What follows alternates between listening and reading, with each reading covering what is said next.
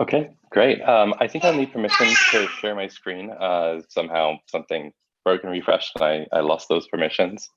But while you're setting that up, I'll do my intro. So I'm Felix Sargent. I'm the chair of the board for the Center for Election Science. We're a nonprofit organization that advocates for better voting methods to make democracy more fair, accurate, and empowering. I am at home right now. I have my daughter placating herself watching Sesame Street right now. So you may hear occasional outbursts. She is sated with raisin bread. But just in case you hear that happening in the background right now, I'm solo parenting just because of like coordination stuff. So I'll try to mute if there are any tirades, we'll see. But normally she's really lovely. That's Eloise, and then she might come and sit on my lap for a little bit of this as well. I'm Felix Sargent, chair of the board of the Center for Election Science. My degree's in economics. I work as a senior software engineering manager. Soon I'm going to be a head of engineering at a small startup, which is going to be kind of exciting. I got into kind of the electoral reform space and movement from in 2016. I kind of couldn't believe that Trump was the literal best of all possible outcomes, especially from the Republican primary, where it's like, there were some candidates where I'm going to like, hey, that kind of reasonable. And I wanted to know more. Look, we're a nonprofit, we're a nonpartisan organization. If is Trump, if Trump is how you spread your butter, then like, great, more power to you. But it's something that I wanted to investigate more.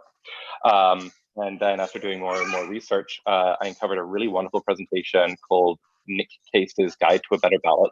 And it led to this really good compare and contrast between various different voting methods. And that's kind of how once I discovered approval voting, I ended up, wanting to get involved with the organization and went on from there. So we are a nonprofit, nonpartisan organization focused on voting reform. I think I already said that.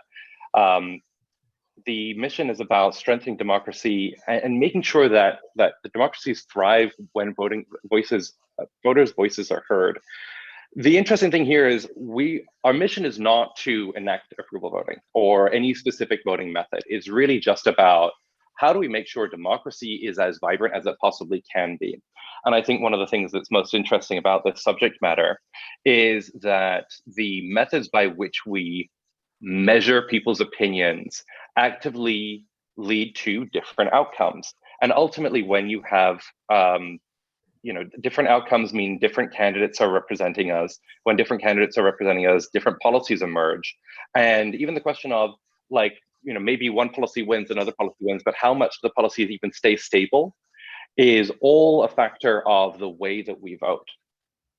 So first off, I'd like to talk about the spoiler effect. I'm sure everyone in Board Party is someone who is very excited to discover take a risk and get involved and be super active. I'm sure you're all familiar with what the spoiler effect is, but to go over it again, the spoiler effect is when there are a bunch of candidates that all run at the same time. Some of these candidates are similar. And so in this group, 60% of the population that's represented as purple all like Luke Skywalker, and they don't like Darth Vader. But if you have two candidates that are relatively similar to each other, well, those voters aren't going to be able to coordinate, and they can only pick one because of the voting method that they use, which encourages them, which forces them to only pick one. So they will split one which way or another, and those votes will spoil. The biggest spoiling effect that we've seen in the United States is the Gore versus Nader versus Bush election in 2000, where Nader, by just shaving off just a small number of votes here in one particular county out in Florida, ended up changing the election by an incredible degree. The policies that were, like Bush's policies and Gore's policies, very, very different ends of the spectrum. And so this wasn't, you have to worry about a system where when there's a very small change but leads to a dramatic outcome, is that really a system that works that well? So taking a step back and talking about the theory behind this, we have to think about what are the values of a voting method. Ultimately, we can step back and say we want some philosophical values. Well, like we want it to be fair. We want every person should have equal representation. Like just because you come from some background or another doesn't mean you should have more or less power when you vote versus another person. We want to keep money out of politics. But then there's also this question of like how do you make sure that you're able to share your true and honest and complete opinion about all the various different candidates, and then sum all of that information into actually picking a candidate? So here are some of the important criteria that I think are important if you're just beginning to nerd out about voting methods and voting science. The first one is the Condorcet criteria. And I won't go too deep into these. And also feel free to stop me if you have any questions or if I'm off topic. You okay? Okay. Okay. Here, you get to see the presentation I'm giving. So in the Condorcet criteria, so I think we generally say, like, if a candidate's going head to head, like it's me versus Eloise, and Eloise is going to get all the votes, then Eloise should win if she has more votes. If we're in a 3-person race with me, Eloise, and Elmo, if Eloise can beat Elmo head to head, and Eloise can beat me head to head in an election, well then Eloise should be the winner if we have a 3-party election. This doesn't always happen in choose one voting, but it basically means that if a candidate can beat everyone else head to head, then they are the Condorcet winner, and generally, that person should win whatever voting method that you have. Then second criteria is, let's say that there are lots of candidates running and they all look very, very similar. Well, does that end up diluting the pool? And this is something that we see, this is where the spoiler effect comes from, is that choose one voting doesn't have an independence of clone alternatives. Monotonicity, I know it's a really wonky word, but it basically means if you vote for your candidate, does it hurt them? Which you'd think, like, well, how could you possibly have a voting method where voting for a candidate would hurt them? We'll get into that. And no favorite betrayal. Can voters be sure that they don't need to rank? Like, basically, in similar to monotonicity, can you make sure that your votes for other candidates aren't hurting your top favorite? Any questions there? I know that was like, this is probably the wonkiest part of my presentation. Okay, cool. Okay, cool. And something that a lot of people have probably heard of is something called Arrow's impossibility theorem. This was invented by a researcher named Kenneth Arrow at the Rand Corporation when he was doing work on game theory, trying to, literally they were working on trying to model how nuclear war outcomes would happen in the Cold War. And one of the things he looked at was voting, and his theorem was that no rank order electoral system can be ultimately fair across the board. But the important thing is no rank order system, meaning that, like, if you vote first place, second place, third place, summing all of those preferences is actually really hard. But the interesting thing is, Kenneth Arrow said, about 5 years ago, that he's inclined to think that score systems, where you categorize 3 or 4 people, are probably the best. So there you go. Score systems are not ranked systems, and we'll go into that. So as I said before, I got into this just as a random person, very much like you, just being like, I really just want to nerd out about this problem and make sure that we use the best voting method. And in choosing to give this, I think the question of what is the best voting method also very much depends on your values. So my values are simplicity, effectiveness, ease of implementation, and ease of education, and making sure you get clear results. So let's talk about the various different ways you can vote. There's rating and there's ranking. So you're all probably familiar with ranked choice voting. There are other systems called Borda voting, where in Borda you take the ranks and then you assign points to those. and it goes really, really poorly, and it can be very vulnerable to strategic voting, so it's not a great method. Condorcet method is something where it will always elect the winner who will beat everyone head to head, but it will also end up with that there's no strong preference winner, and then literally won't give a result at the end of it. And then there's instant runoff that I think most voting advocates are very familiar, where the last candidate will be eliminated, and we can go into that a little bit. I've got an addendum at the end of the presentation to go into ranked choice voting. Then there's the score family. So in score voting, effectively, you're not giving relative preferences, you're just saying yes or no. Plurality voting, which I prefer to call choose one voting, you only get one vote. There are other voting systems, such as, they're called block plurality voting, where there are 3 seats open, so you can only vote for 3 candidates, right? Under approval voting, you can vote for all of the candidates that you like or you support. There's no limit, because those limits, encourage you to think and behave strategically, which you don't necessarily want to do and can distort outcomes. And then there's score voting. So rather than just giving a tick, you can actually say from 0 to 5, this is how many people I support, or 0 to 100. There are you can kind of like give you that range rather than just a 0 to 1, if you're looking for that. So let's dive into approval voting. This is my favorite method, and the method that's really supported by the Center for Election Science. So in this, you vote for all of the candidates that you approve of. The candidate with the most votes wins. It literally could not be simpler, and also solve all the problems that we have in American voting. So the nice thing is it's really, really easy for people to use. It's really easy to count and to tabulate. It was thoroughly endorsed by the Union of Clerks of Utah, which was very, very nice to see. And it's also something that the Center for Election Science has been able to actually put into action across the United States. So, Daddy, it's a fox. That's a fox? Yeah, it's a fox. Oh, it's a frog. Yes, That's a fox. it is a frog. It is. Do you want to sit on the couch, or you want to sit here with me? No, Daddy. Okay. I'm with you. Okay, that's good. I think the premise of approval voting, what it is, how it works, seems reasonable enough.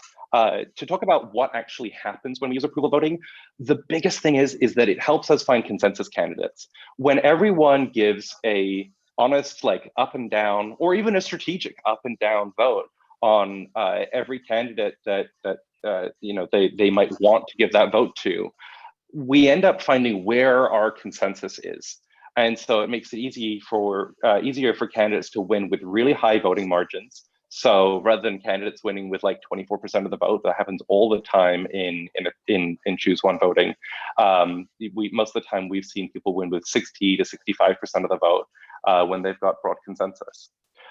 This also means that rather than picking, like this graph is saying, from the median Democrat and the median Republican, and then switching between those every year, it also means that you try to pick that center point of all of the people who are voting, and the candidate that will satisfy the most voters with the most nuanced policy, and generally tends to be the candidate who has the highest quality, if you can figure out how to quantify that. So let's talk about how we've actually implemented it.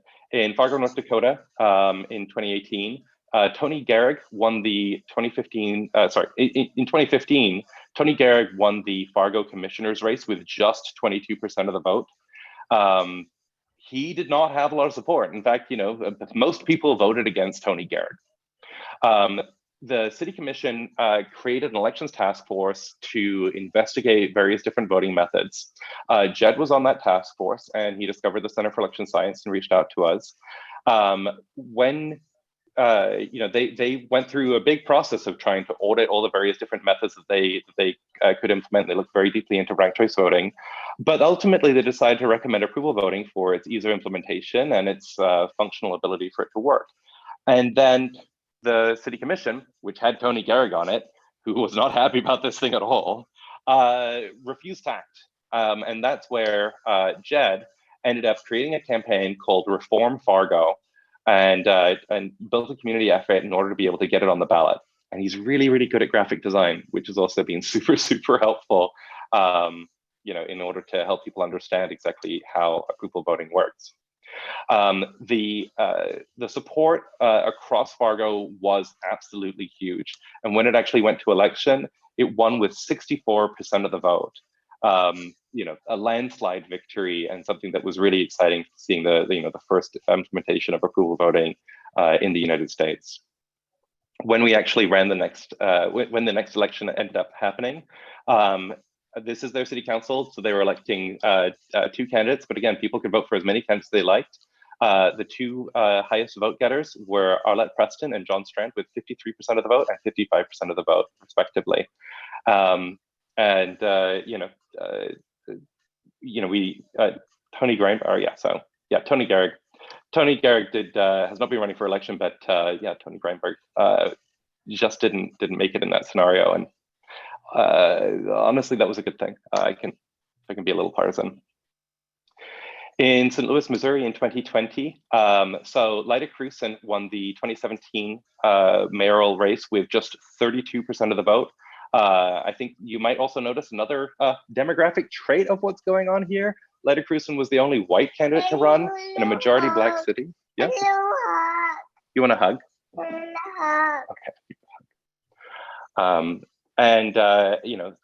So in some ways, you could argue that all the various different Black candidates split the vote, and that had happened consistently in St. Louis, ultimately disenfranchised a majority Black city. So Tashara Jones was, quite reasonably upset about it, and was very involved in an organization called Show Me Integrity, which is an anti-corruption organization across Missouri State. Here, I'm going to let you down. Okay, there you go.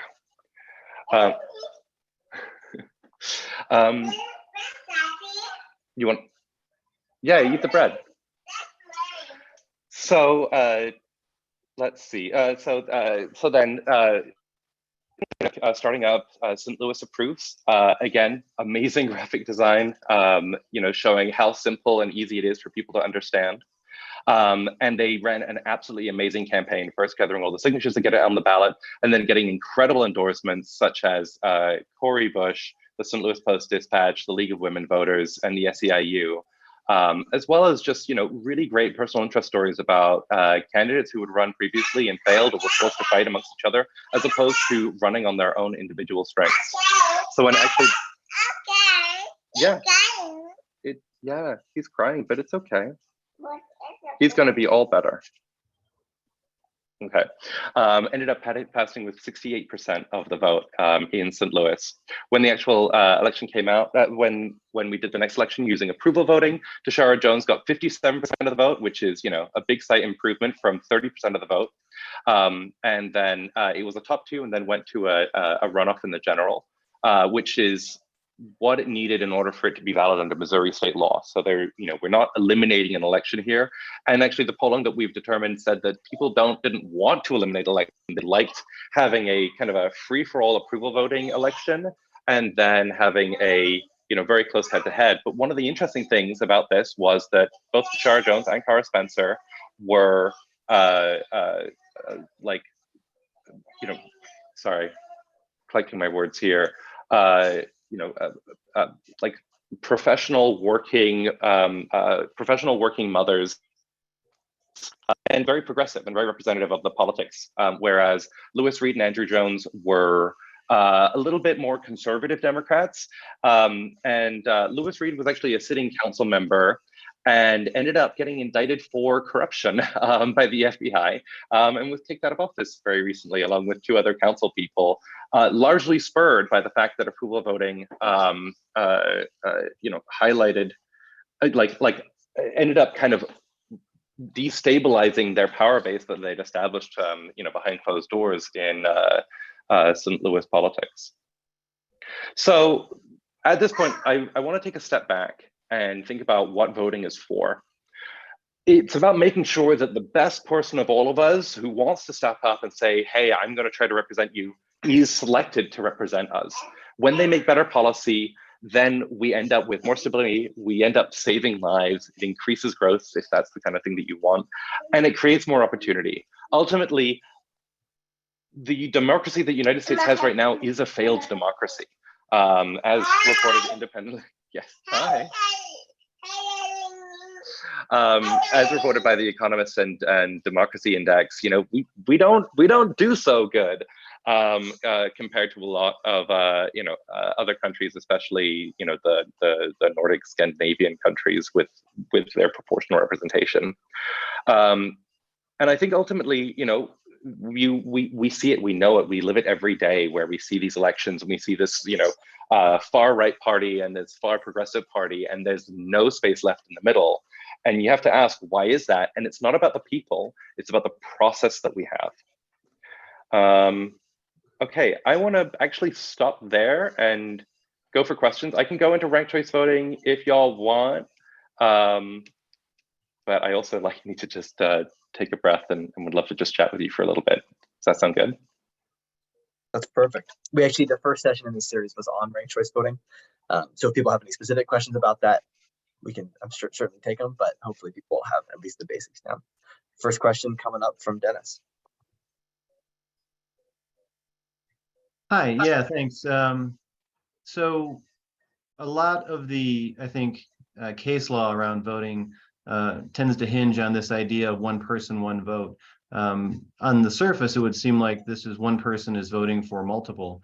What sort of legal challenges have you succeeded in overcoming with a voting method like this? Yeah, it's a really interesting thing. So the one person, one vote is a principle, and the principle largely descends from the previous situations in the United States where people were not counted fairly, and a lot of people were disenfranchised from the vote, either by being women, by being Black, or myriad other circumstances. The modern premise is, okay, you're a citizen, you get to vote if you're over 18 and you're not a felon and XYZ list of things. The most important thing here is actually that no one gets more say than any others. The fact that you're able to show you only get one vote, and that is all the information that is in that ballot, right? Just in the same way that you can vote on multiple races, effectively each candidate becomes their own race. The person who has the highest one ends up winning the thing overall. But there is no, we've suffered no legal challenges from that aspect. And I honestly don't think it was something that any lawyer would actually be able to take up. There is no law that enshrines that principle, and even on its face and in interpretation, approval voting does not violate that. And if it did, that would also mean that things like plurality block voting, so for example, when you're voting for a city council and there are 3 seats open, it says pick 3, those would also not be legal in that scenario by that standard. We've been using that for, forever. So I don't think that that's a critique that we necessarily need to worry about for approval voting, ranked choice voting, or any other. Okay, so thank you for the answer. And just so I'm clear on what you said, there have been 0 lawsuits, so there's no legal precedent for this? It's more like, yes, I think you could interpret it that way. What I'm more saying is that I would, good luck even getting a case started with that critique, right? Like that's a thing that's like a knee-jerk response. It's not a legal argument, if that makes any sense. And I mean, no offense to you and you're, and I don't think you're even necessarily saying that, but we have never seen that argument actually seriously considered from a legal perspective by people who really would love to not have approval voting. Yeah, and I wasn't implying anything. I was just thinking back to when we had somebody here talking about ranked choice voting. One of the points that they made was that It's been around since around, I think, 1915 in various municipalities around the states, and had survived multiple legal challenges. So it had kind of that pedigree of being constitutional. So I was wondering if there was a similar pedigree for this type of voting. That's all. Yeah. So the nice thing is approval voting is literally so simple. Like we haven't seen any legal challenges in Fargo or St. Louis. The biggest challenge we've seen was that the St. Louis City Council wanted to remove it. So there was another campaign, Prop R, in St. Louis in what they passed in 2020, so it must have been 2021, and they ended up rewriting the St. Louis City Charter in order to be able to ingrain it and make it so that the City Council wasn't capable of rewriting their own voting laws. Great. All right. Thank you. Awesome. Thank you. Next up, we have Celeste. Before that, though, a quick question from the chat. Tim's wondering if you can share the slides with us. Would that be possible? Yeah, absolutely. I'll send this out to you. So there'll be a recording of this presentation as well. And then Celeste has got a question. Hi. So my question is about language. So when you were saying that the two Fargo winners got 52% and 53%, you said of the vote, but I know that approval voting is the percentage is tabulated differently, and it's not really of the vote, it's of the number of ballots. So I'm thinking that you should maybe say percent support, 52% support, instead of, because people complain and they say, no, I calculated the percent and it's not a majority. Yeah, you're absolutely right. I did make a mistake there. Excuse me for that. Yes, normally I would say they got 56% approval. And one of the great things about approval voting is, you want to sit? Okay. One of the great things about approval voting is that every candidate is effectively judged independently, and so they're running just, when someone gets 56% approval, that means of the people who voted, 56% of them said yes to that candidate. And I always think that's just an amazing metric when you think, wow, they really have that much support. Another comment is that the League of Women Voters of Boulder County is trying to get the county clerks, starting with our own, to record the plurality block voting using that percent support instead of percent of votes. And I can put a link in to an article that we wrote about it, so you can see the different reporting methods. And it well, I mean, follows the over hard part to about that approval is that voting too. yeah, I mean, it would be better if you did approval voting, because in that scenario, ultimately you only have a limited number of votes that you can give. And so you can't say that every candidate is independent of every other candidate. So I'm not sure about this, but I don't know if that would actually be meaningful or not with the fact that you're only allowed to vote for as many number of seats that are open. I will get back to you on that, whether that's whether that actually is giving you the kind of independent approval rating, but I don't think it would. Awesome. Our next question is coming from Carl. Hey, I can switch my video on. Just to give you some context, in Colorado, 4 years ago, we had such a clean sweep by the Democrats that we had more Democrat power in Colorado than we had since the 1930s. And so it seemed to me like ranked choice voting has come across as a very leftist push. And then basically the Republican Party is just, if it's been broke for only 70 years and let's not touch it, we only want to fix things if it's been broken for over 100 years. And so, and in addition to the fact that they're so focused on, so-called election integrity, and they're trying to learn all this stuff about it, that the push for ranked choice voting has kind of passed through in very leftist areas and Republicans have just been kind of like, well, we don't know what it is, so we're not even going to bother about election reform. And is there some kind of benefit to approval voting that can kind of bring those people from the both spectrums together? Because at least in Colorado, it's very one-sided, and like the only Republicans you might find are like not just don't vote for Trump, right? Because I didn't vote for Trump, but like are never Trumpers. And so you just have a coalition of never Trumpers and leftists, and then a few libertarians who are tired of losing in Colorado. Like, have you seen that?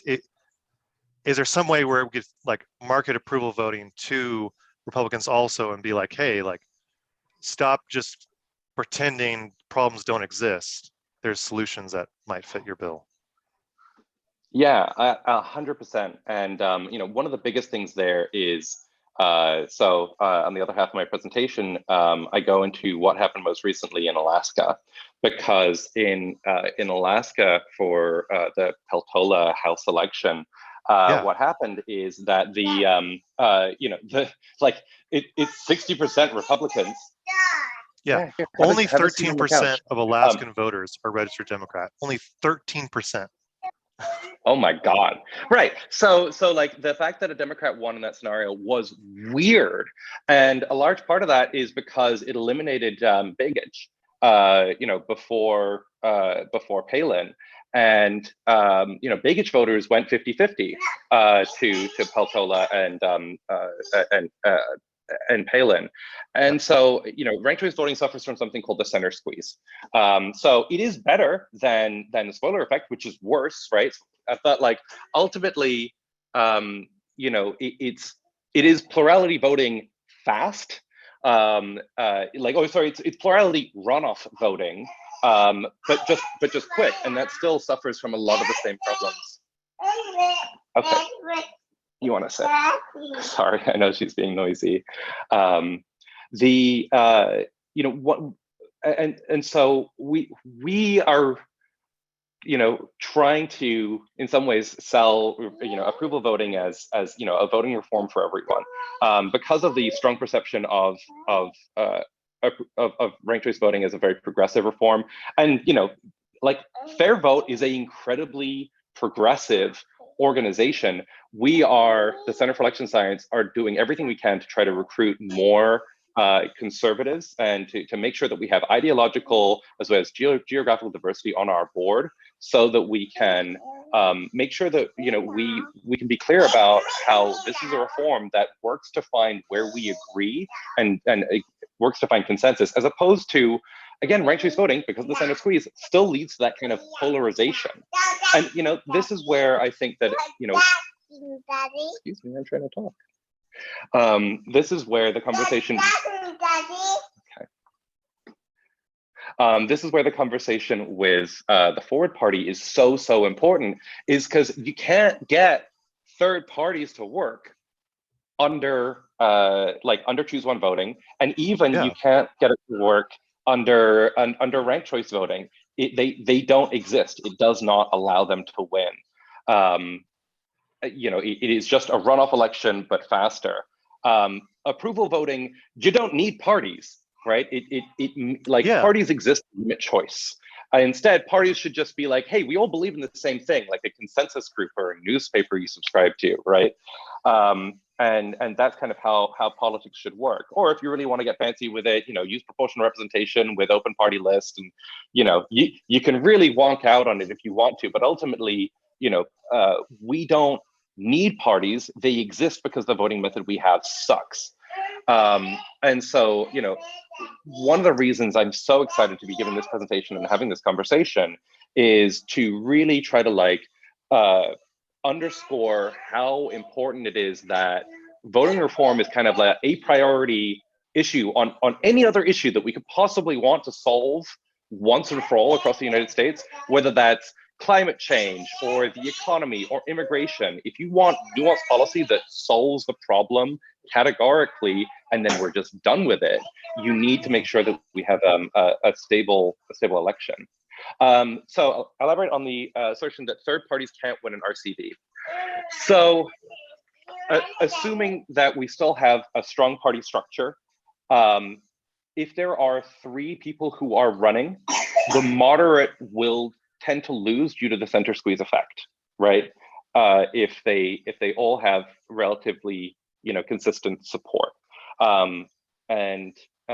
That's exactly what we saw in Alaska with Nick Begich being the moderate Republican in that scenario. It depends where. And the thing is, like, if you're left of the Democrats, you're not going to win because you don't have enough support. If you're in the middle of the Democrats and the Republicans, then you're not going to win because of the center squeeze effect. And if you're right of the Republicans, then again, you don't have enough support. So, like, that's where that assertion comes from.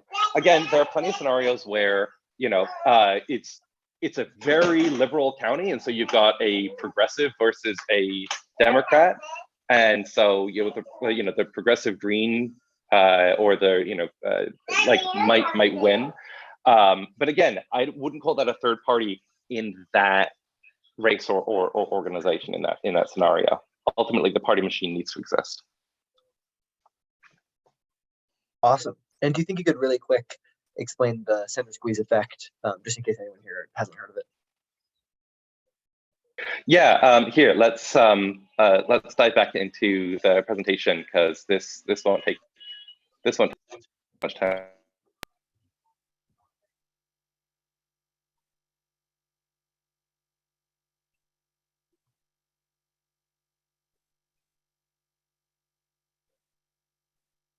You're muted. Happens when I alt tab, that's fun. This doesn't necessarily talk about why it's the center squeeze effect, but I'd say you might have to just take it on faith that, like, Begich was the moderate Republican here, and he would have beat Peltola head to head, and he would have beat Palin head to head. Even though he didn't necessarily have a lot of first choice votes, he was everyone's second choice, if that makes sense. But because he didn't have enough first choice votes, that meant that he was eliminated in ranked choice voting, and then it was just down to Peltola and Sarah Palin. I don't think that I actually can go into more about the center squeeze effect other than just talking about it, like, rhetorically. But one of the things that ranked choice voting says is, like, oh, well, approval voting elects milk toast candidates, right? It'll elect, everyone's second choice. Do we really want that? And I would say yes, right? Like, we really strongly want a candidate who's everyone's second choice and has that broad consensus, and ends up having to really do the hard work of balancing, I've got people who really like guns over here, and I've got people who really hate guns over here. How do we figure this out? Because there is a reasonable way for us to be able to do this. Allow sport shooting, but don't allow handguns in schools or concealed carry, things like that. Make sure that we have universal background checks. Whatever folks vote, but effectively we're at a logjam right now, and having candidates in the middle will be obliged to either figure it out, or a better candidate will come along who will also represent that middle and do it better than the previous one, and then they'll be elected in that scenario. I hope that's enough. Perfect, thank you. Our next question comes from Grady. Yeah, so I actually have some different types of questions, not actually about like the mechanics of approval voting, but I'm really just curious, like, how you were able to get these campaigns to be successful.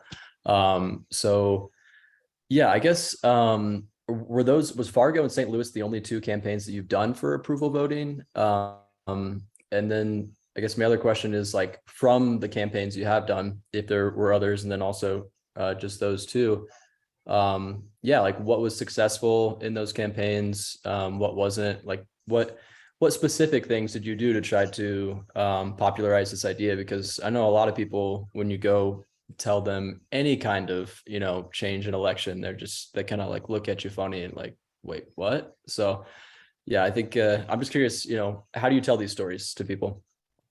Yeah, I think the biggest thing is, the narrative of, like, St. Louis was incredibly compelling to me, which is that there was systematic, consistent disenfranchisement in in people running other Black spoiler candidates in order to dilute that vote and have white mayors win consistently in a majority Black city.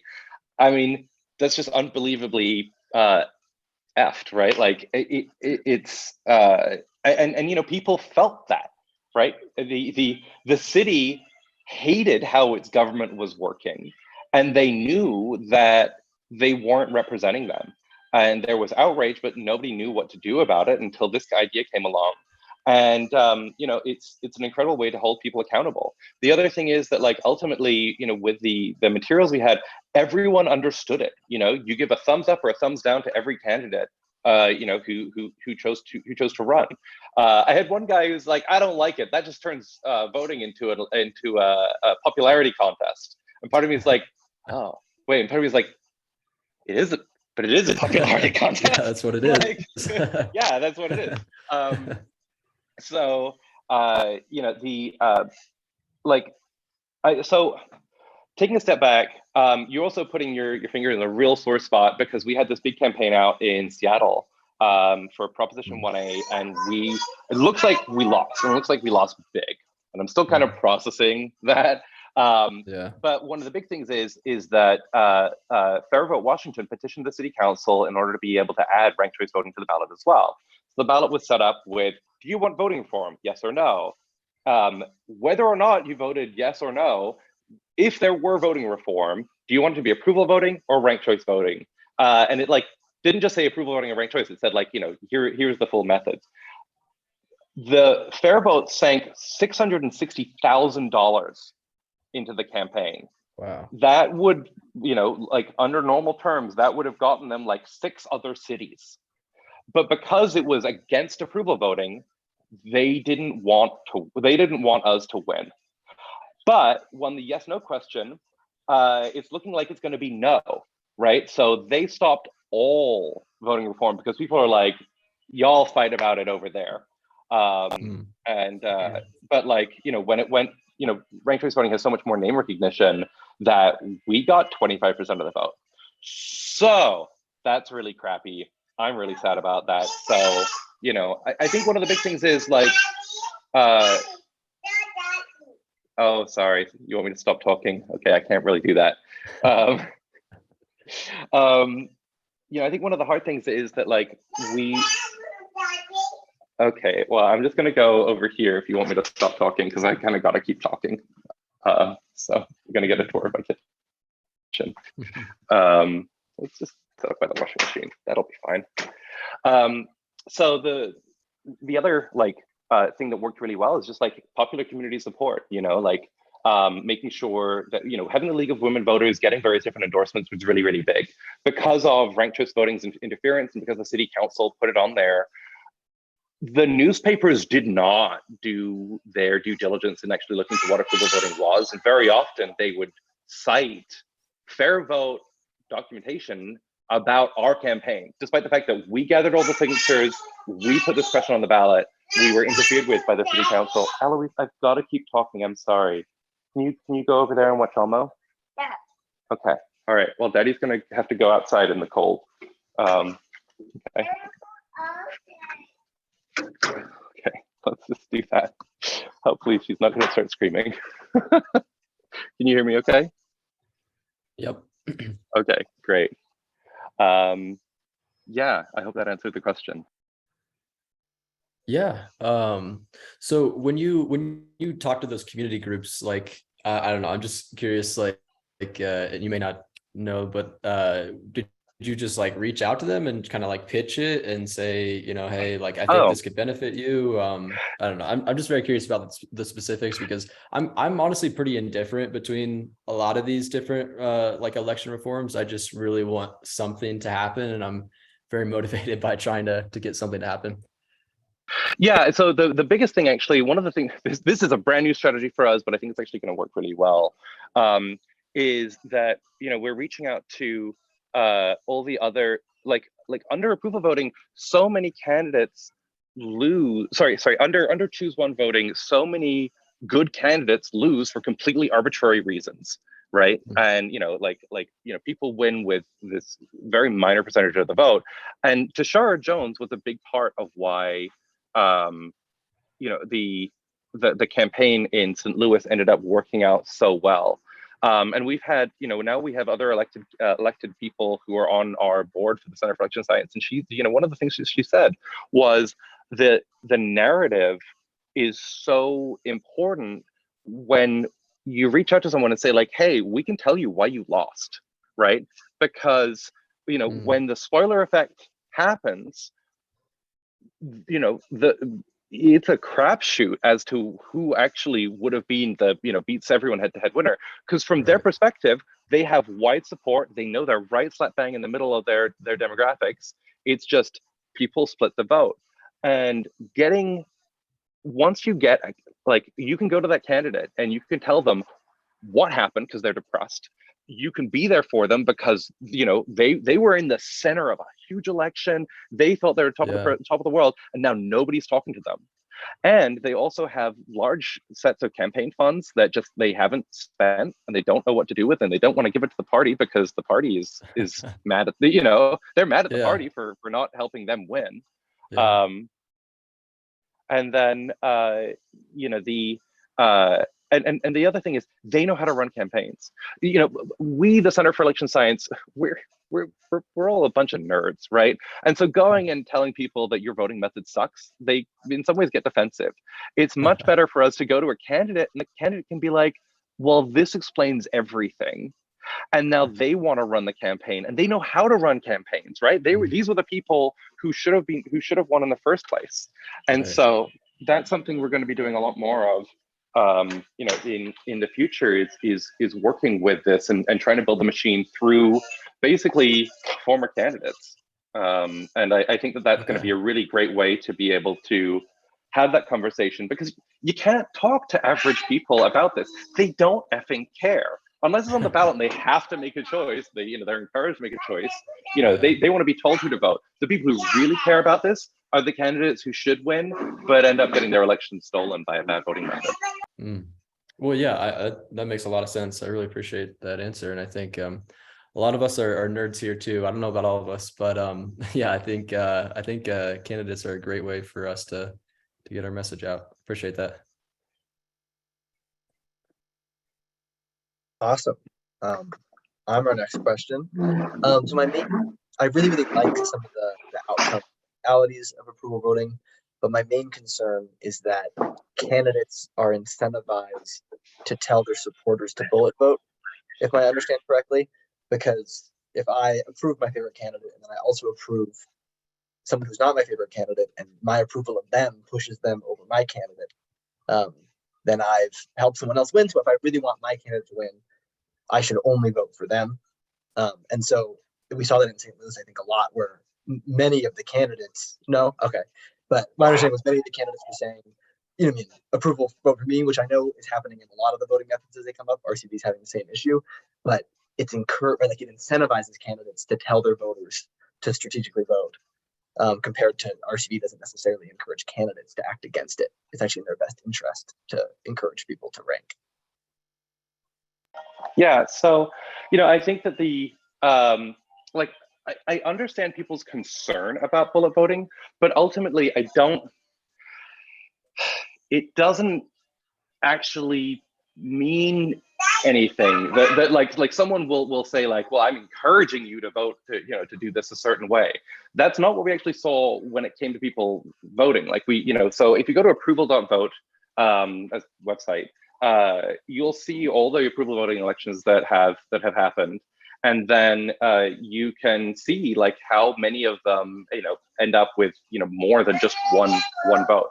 The other thing is like if that's not broken, that's great, that's wonderful, that's good, that's not broken. Okay. Sorry, I'm me being a really bad father right now. Here, come with me. The hard thing is that like, oh dear, I don't know if I can. I might need to go soon. Here, come cuddle with me. No worries. I think we got plenty of good questions in. So Yeah, so with bullet voting, and I think it's really important, like, if people honestly only want to support one candidate, that's fine. There's nothing wrong with that. You know, like the biggest critique, like they're like, well, what if people bullet vote? And I'm like, oh no, they're voting for their favorite candidate. That's great. You know, under plurality voting, you choose the lesser of two evils. You don't actually vote for your honest favorite, right? That's the problem. And so that's the difference. When they're saying like, oh, it'll be, you know, well, what if people just vote for one? I'm like, it'll still turn out to be a better election. And then there are candidates who are like, hey, these people are indifferent. The amazing thing about approval voting is that your strategic vote and your honest vote are the same, right? Like if you want to, like, I'm going to maximize my power and I'm going to vote for just one candidate, great. And then you know what? Under ranked choice voting, you can also vote for just one candidate if you don't like any of the other ones. thank you so much for joining us, Felix. We really appreciated it. Thank you. Thank you so much for you know, dealing with me and Eloise. Okay, that's really rude. And thank you so much. My email is felix@electionscience.org. Please ask me any questions that if I didn't get to you, I will reply to you. This is my absolute favorite subject in the world. Bye bye. Eloise, say bye bye. Awesome. She was too cute. Thanks everyone for coming. I'll make sure we follow up to get those slides from Felix, Tim, and I'll send them out when I send out the recording of this. And then we actually already have the next event in this series on the calendar for the 30th, and it's going to be on proportional representation, which is not quite a voting method, but rather an outcome of certain voting methods. And Felix is a great dad. Agreed. He was so, like, I don't know, calm and compassionate in dealing with an angry, loud toddler. But anyway, so we hope you'll join us on the 30th. Someone from Fix Our House, which is a proportional representation advocacy group, will be joining Dustin Wall to give the presentation. So it should be a good one. And PR is my favorite thing in this whole space. So thank you everyone for joining us.